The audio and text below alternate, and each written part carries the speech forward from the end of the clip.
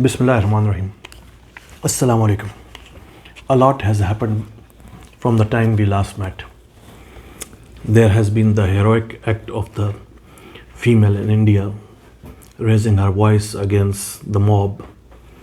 There have been barbaric acts of bombing in the mosque in Pakistan.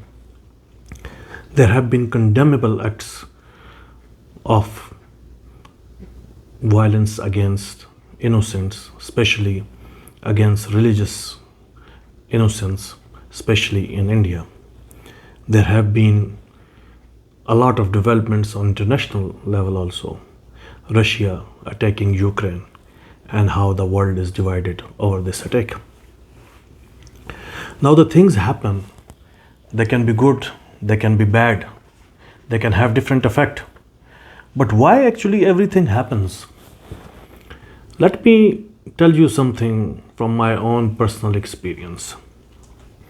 I was having pain in my skin, especially on my feet. And I went to different doctors, and even my family had different opinions that I am overweight, so that's why I'm having this pain. Or the doctors have different opinions that maybe uric acid or maybe this thing or that thing, and a lot of root causes and a lot of analysis. But nothing was working. So much so that some suggested it's a work stress.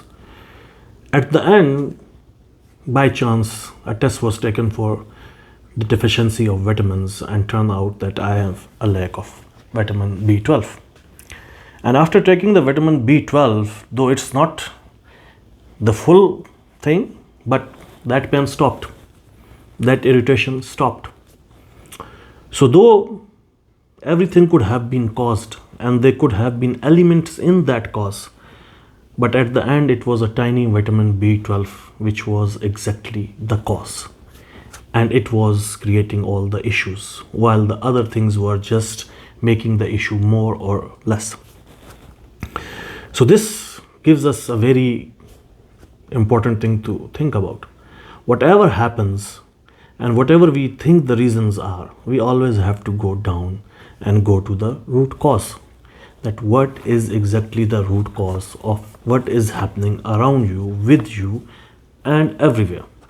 Now, I'm not going to go in the specific of each case of India or Ukraine or Pakistan or your life or my life, because this is such a big topic, no one can cover it. No one can cover it in one video, no one can cover it in thousands and thousands of videos, because every happening is different than every other happening, even if they have the same result and they look exactly the same.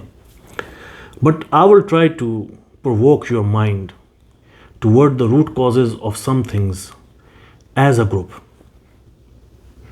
Let's start with the biggest group, us as Muslims or any nation. Why we are at this stage where we are today, where we are not developed, where we are not respected, where we are not listened. Is it because we are less? No. We are the second biggest nation in the world. Is it because we don't have money? No, we are one of the richest people on the world. Is it that we don't have education? Doesn't look like that. We have a lot of education.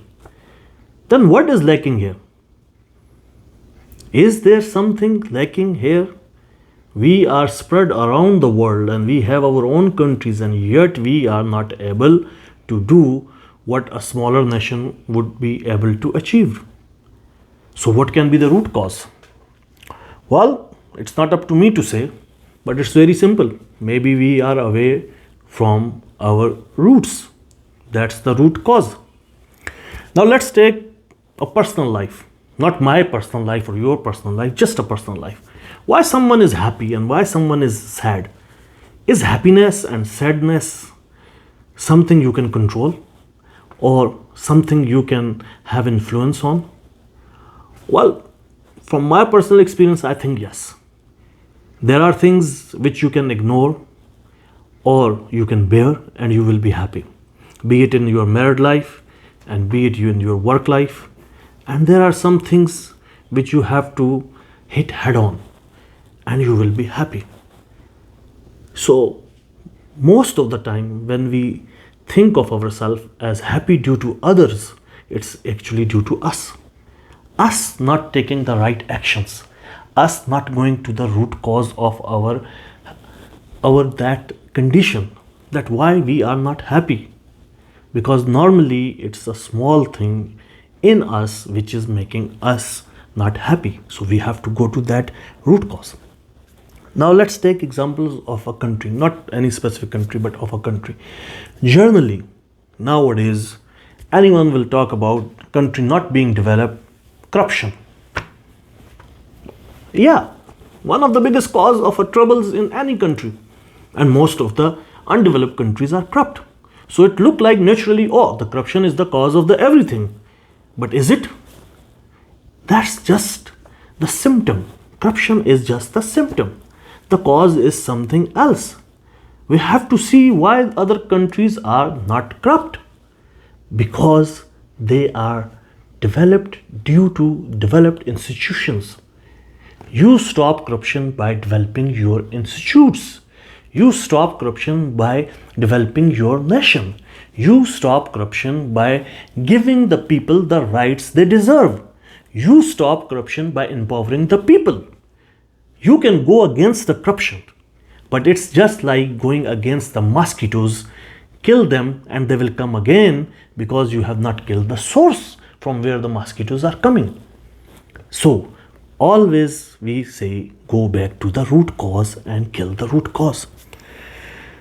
Now, the most important of all, our condition, our personal Islamic condition. Why we are failing, why we have so many sects, and why we are not one nation, and why we are not on the proper path. And that is the only, in all of these cases, where I can tell you the root cause. Else, everywhere you have to find the root cause. But here I can tell you, the root cause is your faith, your Aqidah. If you are on the right Aqidah and right faith, then you will be on the right path of being a right Muslim, and soon whole of the Muslim society will be doing the right thing. So please make your Aqidah perfect as per the Prophet ﷺ, as per the Quran, as per the Islam. Make your Aqidah perfect and then go for the proper worshippers. May Allah bless you, may Allah bless me, and give us the wisdom that we can always see all the angles and the right angle and then go to the root cause. Assalamu alaikum wa rahmatullah.